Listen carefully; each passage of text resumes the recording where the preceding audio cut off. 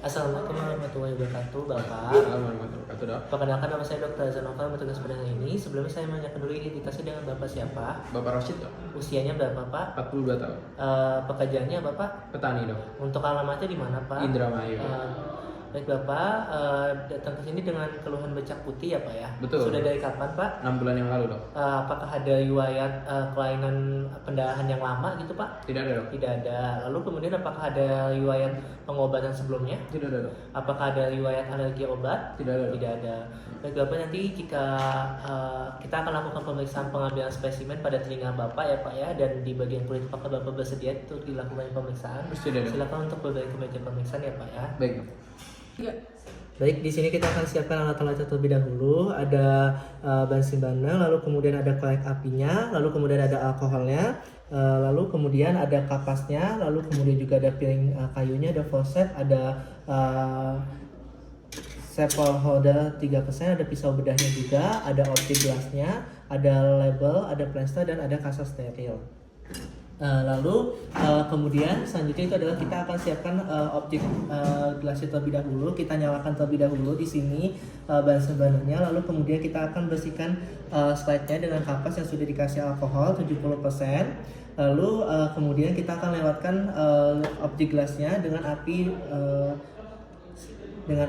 selama 3 kali. Lalu kemudian selanjutnya itu adalah kita akan buat lingkaran. Dan kita akan tandai, lalu kemudian kita tulis juga nama identitas pasien pada objek gelasnya. Lalu kemudian kita letakkan objek gelas yang sudah bersih di atas meja yang mudah dijangkau dengan sisi petanda menghadap ke atas. Lalu kemudian selanjutnya itu adalah kita akan cuci tangan terlebih dahulu dan akan memakai hand glove. Nah, di sini kita akan cuci tangan terlebih dahulu dan memakai hand glove. Lalu kemudian selanjutnya itu adalah kita akan gunakan pisau bedah yang baru. Lalu kemudian kita pasang pisau bedah baru dengan needle holdernya. Lalu kemudian kita letakkan mata pisau yang sehingga tidak menyentuh apapun. Lalu kemudian kita akan lakukan tindakan ke pasiennya. Lalu kemudian kita pilih lokasi sayatannya terlebih dahulu, di mana ada dalam telinga kanan atau telinga kiri dan ada di lesi kulit tangannya. Ya, dan jika misal tidak ada luka, maka kita ambil hapusan ketiga dari lutut bagian atas dan punggung tangan. Lalu kemudian selanjutnya jika misalnya ada lesi berbatas tegas, maka kita ambil dari bagian tepinya. Dan jika misal batasnya tidak tegas, hapusan di bagian tengahnya. Lalu kemudian kita siapkan terlebih dahulu untuk plasternya. Nah, ini untuk tegasnya, yang dimana mengapa spesimennya diambil di telinga, dimana cuping telinga itu memiliki salah satu Mycobacterium lepreta, dimana nantinya suhu kulit itu telinga lebih rendah dibandingkan suhu tubuh lain, sehingga biasanya akan lebih tahan basil dan bisa bertahan hidup. Lalu kemudian mengapa di bagian cuping telinga dan menunggu beberapa detik? Karena pencubitan telinga bertujuan untuk meningkatkan tekanan jaringan dermisnya, sehingga nantinya sayatannya itu akan bisa menyebabkan darah yang keluar itu minimal, dan suplai darahnya itu ditekan sehingga nantinya akan tidak ada kontaminasi ke sel darahnya. Lalu kemudian yang ketiga itu adalah mengapa pemeriksaan membuat sayatan sampai ke lapisan dermis, karena lepra ini bukan hanya di lapisan epidermis, di mana nantinya dia itu bersembunyi di sel squam di saraf dermal dan makrofag pada dermisnya. Sudah disiapkan plasternya, lalu kemudian kita konfirmasi lagi, Bapak ini benar dengan Bapak Ocit. Lalu kemudian kita rendam kapas alkohol dan bersihkan daun telinga pada bagian tangannya. Di sini kita bersihkan terlebih dahulu daun telinganya. Lalu kemudian selanjutnya kita tadi bersihkan terlebih dahulu daun telinganya. Lalu kemudian selanjutnya itu adalah kita lakukan pencubitan dengan cuping telinganya. Lalu kemudian sampai jadi pucat, tunggu beberapa detik sebelum melakukan sayatan. Lalu kemudian kita buat sayatan yang panjang sekitar 5 mm, kedalaman 2 mm.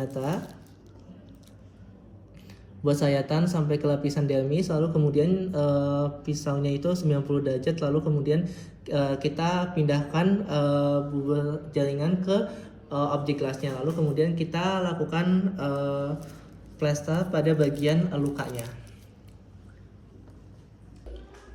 Di sini kita akan praktekkan yang dimana kita akan buat sayatan panjang sekitar 5 mm, yang dimana nantinya dengan kedalaman 2 mm sampai ke lapisan dermis. Lalu kemudian setelah sayatan itu maka kita putar pisaunya 90 derajat. Ini kita sayat dulu dan kita putar 90 derajat dan kita kikis. Lalu kemudian selanjutnya itu adalah kita ambil objek gelas yang tadi.